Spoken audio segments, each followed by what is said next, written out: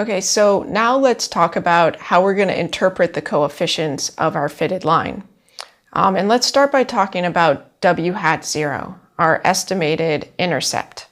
So that's this point right here, this green star.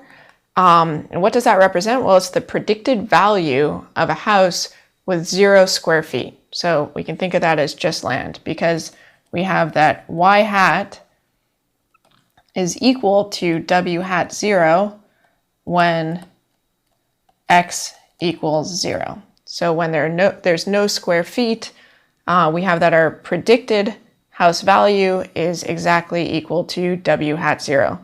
But I'll say that in general, this is not normally that meaningful. In many scenarios, you don't really think of having no input and having the output have some meaningful value. And actually, in our case, if you go back and look at the number, we had that our intercept was minus 44,850. So it's saying that land, you should actually, as the seller, be giving the buyer money to take that land off your hands. But remember that our data set's really noisy. It's not a perfect model of what's going on.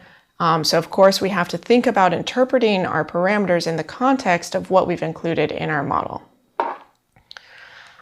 Okay, we'll talk more about that in the next module, but I also want to talk about w hat 1, which is our estimated slope, and that tends to have a bit more meaning associated with it.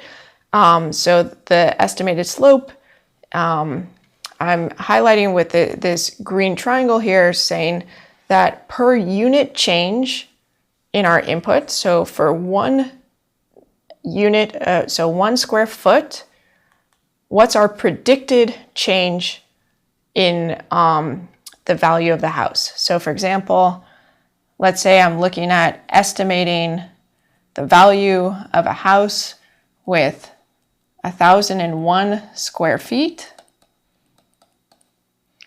And I want to look at the difference relative to the estimated value of a house with just 1,000 square feet.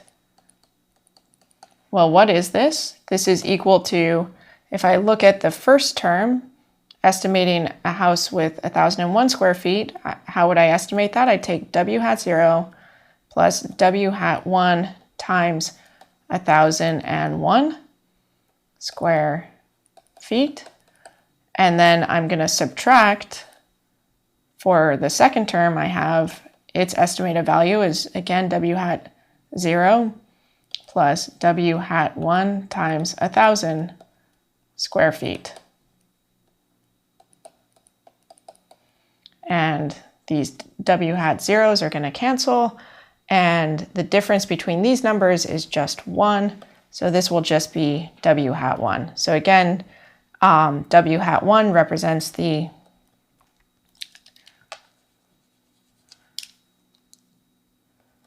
predicted change in the output per unit change in the input.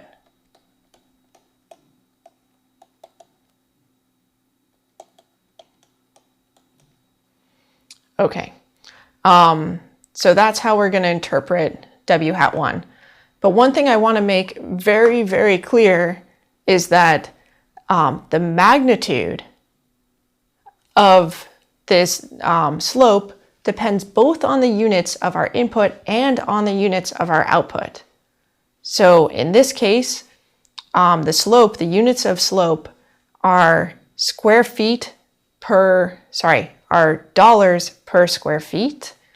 And so if I gave you a house that was measured in some other unit, then this coefficient would no longer be appropriate for that. So let's make this a little bit more explicit. So now that we know that there are units attached to these numbers, I'm going to put these in. So our intercept has units just dollars. So let me be clear what I'm actually highlighting here. The intercept has units dollars, and the slope has units dollars per square feet.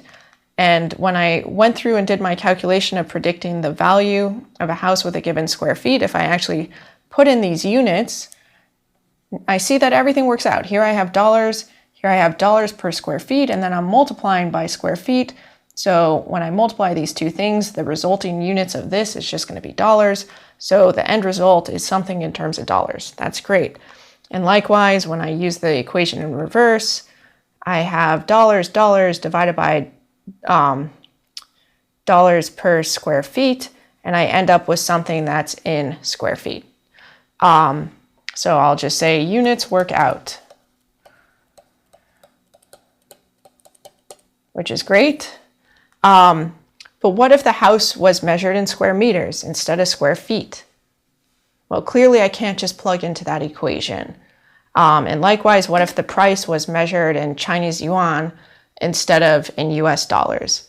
Again, can't just plug into that equation. So when I think about the magnitude, it only has meaning in terms of the units that I've used for my input and output.